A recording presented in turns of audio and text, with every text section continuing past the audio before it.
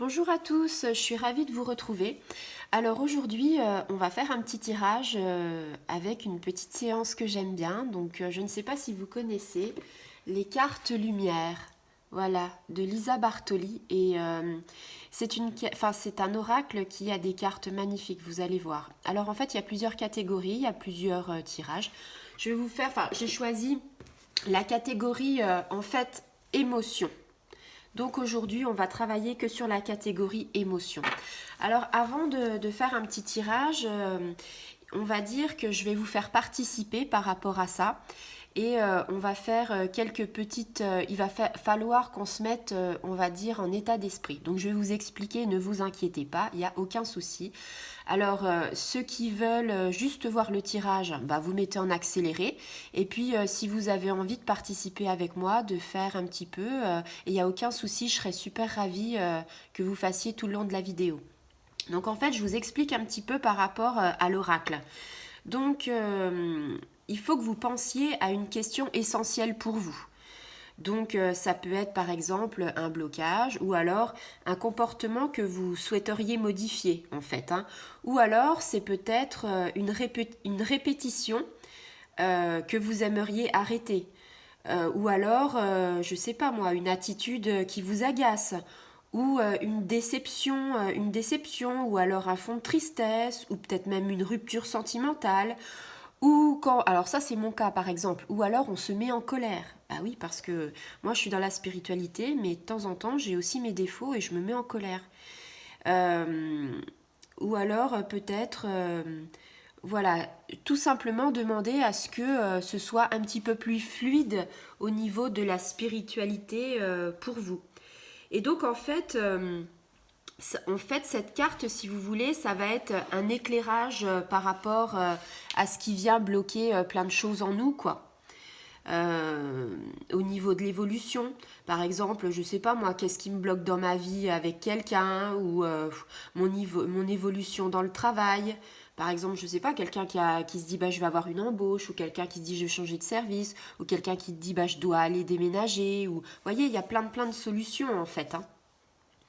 Et donc, par rapport à cette situation, donc ici, ce sera par rapport à une émotion. Donc, en fait, si vous avez une émotion qui vous titille, allez-y. Ce qu'on va faire, on va se mettre en état d'esprit. Alors, l'état d'esprit, en fait, si vous voulez, c'est à lâcher prise. Ah, alors ça, c'est le téléphone. C'était pas prévu. Mais bon, comme on est en live, voilà quoi. Ça va s'arrêter, ne vous inquiétez pas. Donc en fait, l'état d'accueil, c'est ce que je vous disais, se mettre en état d'accueil, c'est en fait, c'est lâcher prise physiquement et physiquement. C'est en fait, on va essayer avec notre intuition, si vous voulez, de recueillir des informations par rapport à notre inconscient. Donc là, on va faire le travail ensemble. Je vais vous demander de fermer les yeux. Alors, on ferme les... Vous écoutez, comment dire, vous vous laissez guider par ma voix. Alors, vous fermez les yeux, vous respirez profondément. Alors, si vous pouvez, avec une respiration ventrale, vous chassez totalement l'air à l'expiration en imaginant que vous relâchez en fait toutes les tensions physiques ou psychiques. Et en fait, l'air va s'installer à chaque inspiration en imaginant que vous voyez une lumière. Une sensation, si vous voulez, que vous êtes reconnecté avec vous-même. Dans le calme, la détente. Voilà. Et à ce moment-là, une fois qu'on a fait ça, je vais le faire avec vous. En fait, on va formuler intérieurement notre demande. Donc, soit à voix haute pour les gens qui veulent, soit intérieurement, c'est-à-dire en vous. Et puis, on va tirer la carte. Alors, on y va, on se met en état d'accueil, on ferme les yeux et on inspire.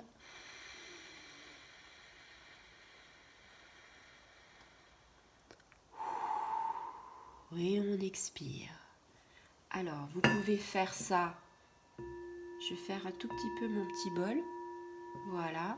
Allez, on inspire.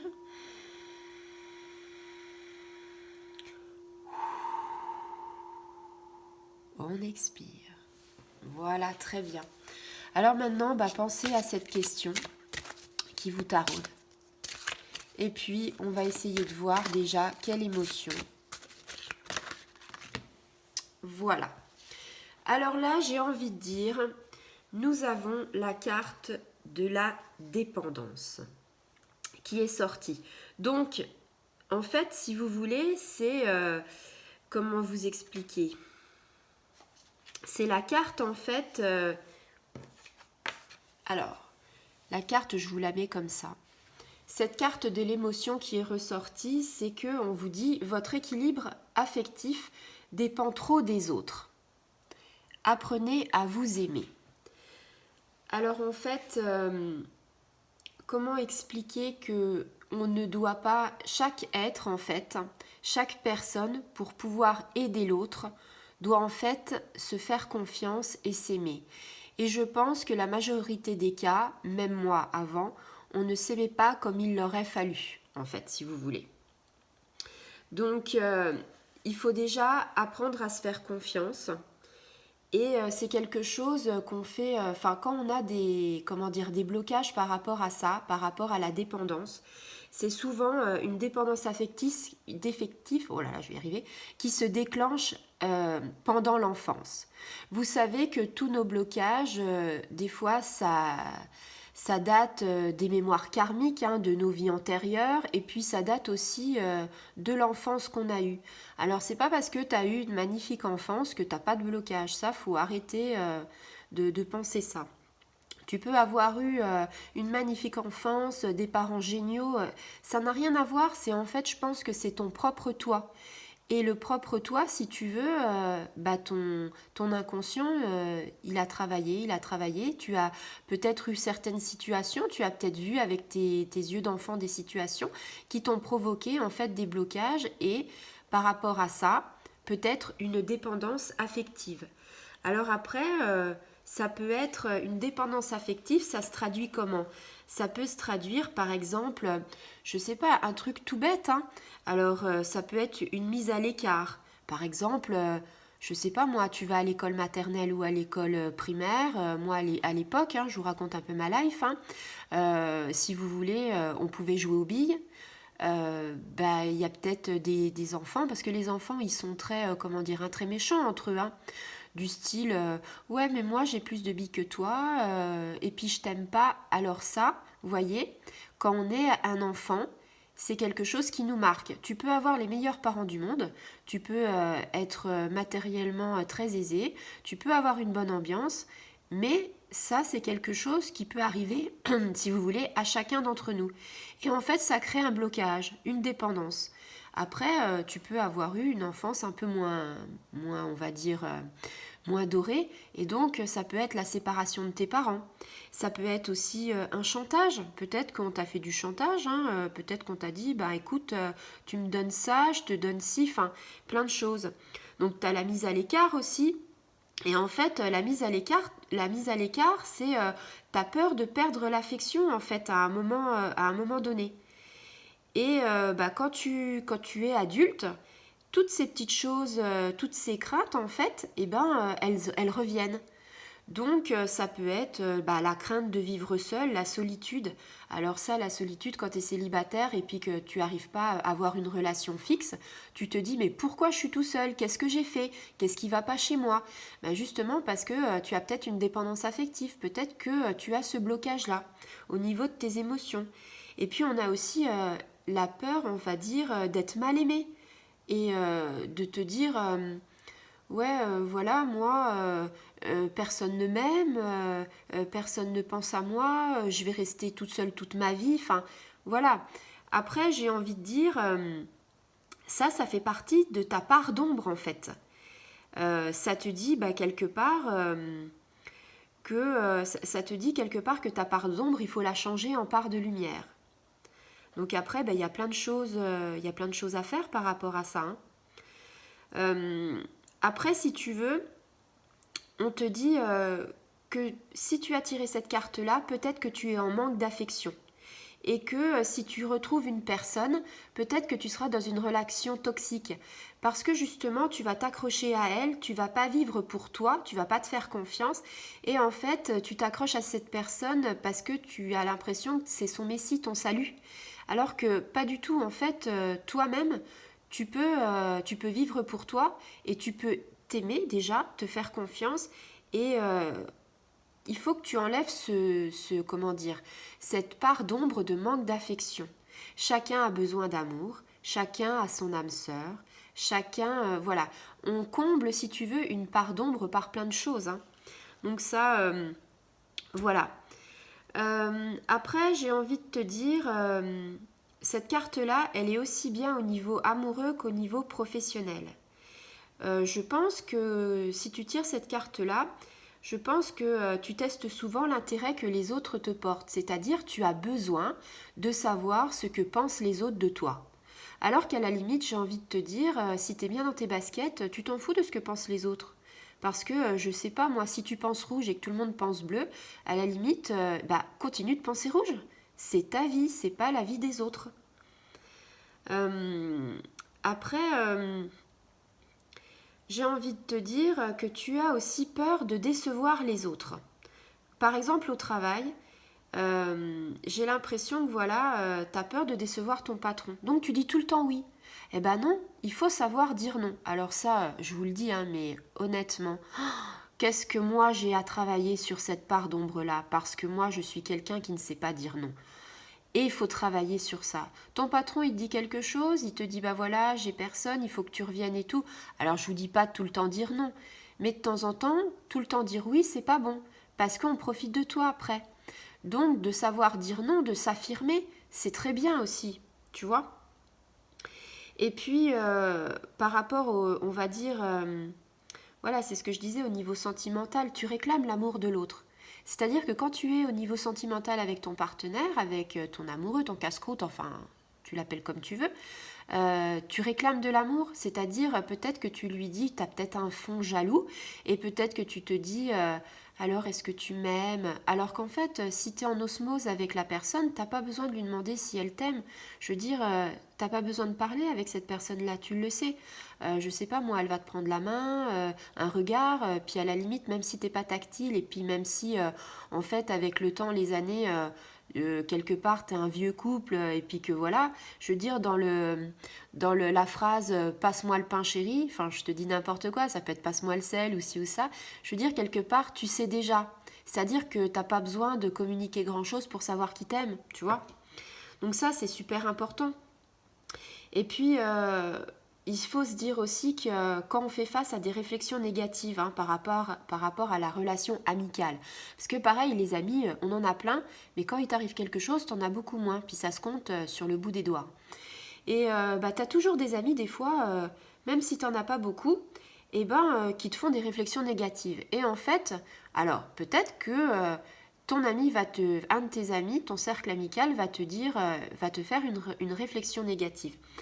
Mais j'ai envie de te dire que tout de suite, oh là là, mon Dieu, ça t'ébranle, et tu te dis, oh, mais pourquoi il m'a dit ça, et tu te mets martel en tête. Alors qu'en fait, tu es en train de te dire, si tu veux, tu te dis, mais pourquoi il m'a dit ça, je veux garder son affection, enfin, tu perds pied, quoi.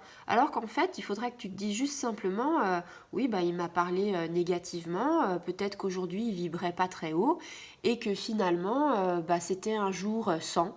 Et il faut pas que ça t'atteigne, on va dire, à ce point-là, quoi. Donc, il y a aussi la notion du sauveur. En fait, comment t'expliquer? Avec la dépendance, tu te dis que peut-être tu espères qu'un beau jour, si tu veux, le prince charmant arrive sur son cheval blanc. Alors ça, c'est tout à fait moi, hein. J'ai rêvé pendant, là j'ai plus de 40 ans, pendant 35 ans de ma vie, j'ai rêvé que le cheval blanc arrivait, que le prince charmant aussi. Bon, je te le dis tout de suite, j'ai ouvert les yeux et j'ai compris que le prince charmant, bah, il venait pas, quoi. Et la notion du sauveur, bah, c'est pareil. T'espères en fait qu'un jour, t'as le sauveur qui viendra et en fait qui va t'apporter un amour surdimensionné, un amour, comment dire, bah, inconditionnel. Et ça, bah, c'est que tu vis comment dire, par rapport aux autres, à travers les autres. Donc c'est pas bon non plus, quoi. Donc en fait, pour tout ça, pour te dire que il faut que tu trouves ton équilibre, tu vois, par rapport à cette carte-là, par rapport à cette émotion-là, quoi. On te dit quelque part qu'il faut que tu sois stable, il faut que tu retrouves une stabilité émotionnelle et que tes sentiments, en fait, ils te portent au lieu plutôt qu'ils t'enfoncent, quoi.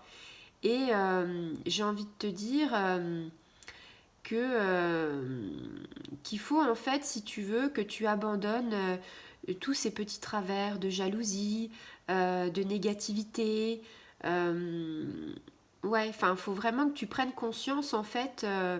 Faut que tu prennes conscience en méditant. Tu te fais une petite méditation et en fait, tu prends conscience que d'être seul, de se retrouver seul, de se faire une petite retraite, entre guillemets, tu vas vivre, tu vas découvrir plein de choses sur toi et en fait, tu vas vivre, on va dire, plein de relations plus harmonieuses par rapport à ça. Ça peut être la peinture, ça peut être le yoga, ça peut être... en fait, si tu veux, avec cette carte-là, on te dit que pour que tu enlèves tous tes blocages, on te dit qu'il faut que tu aies un centre d'intérêt différent. Alors par exemple une méditation, par exemple je sais pas moi de la peinture, du yoga, de la musique, enfin plein de choses qui fait que tu vas pouvoir trouver ton équilibre par rapport aux autres et pas être dépendant des autres parce que c'est quelque chose que tu vas faire pour toi. Et donc si tu le fais pour toi, c'est quelque chose que tu fais donc c'est toi qui le fais et tu vas être fier de ça. Et en fait cette dépendance affective de l'autre, elle va s'estomper puisque finalement, tu vas réussir à prendre confiance en toi et tu vas réussir à, comment expliquer, à faire quelque chose par toi-même. Donc ça, c'est super important. Donc j'ai envie de te dire, je ne sais pas quelle était ta question, mais en tout cas, si c'était par rapport à une émotion, par rapport à tout ça, quoi, par exemple, tout ce que je t'ai énoncé, je ne vais pas le redire, mais ce que je veux dire, c'est que si tu t'es retrouvé par rapport à un schéma que je t'ai énoncé, si tu t'es retrouvé par rapport à cette dépendance, parce que on peut être dépendant de quelque chose, mais pas de tout ce que j'ai énoncé.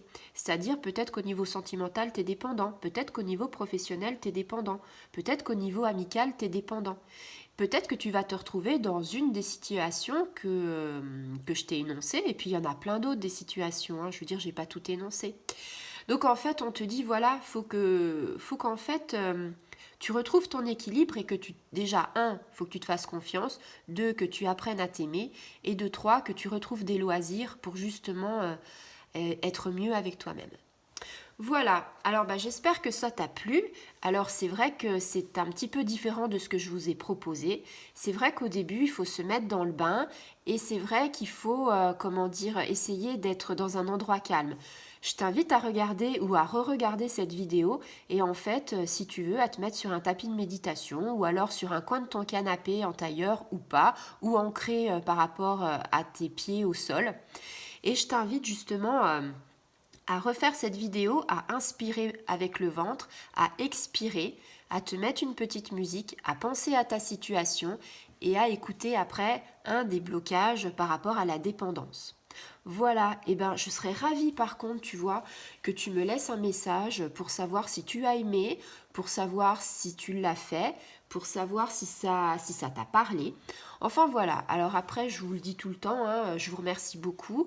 J'ai de plus en plus de gens qui me laissent des petits messages et ça me fait chaud au cœur. Et voilà, alors like, commente, abonne-toi, enfin fais comme tu as envie, il n'y a aucune obligation.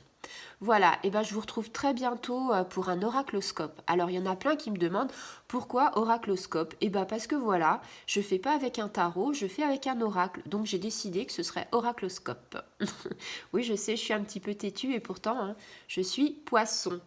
Voilà, allez les amis, je vous souhaite une très bonne journée. J'espère que vous allez profiter à fond de ce mardi 9 mars. Parce que c'est une très bonne énergie aujourd'hui et en fait il y a le soleil magnifique que je vois à travers la fenêtre, donc profitez-en.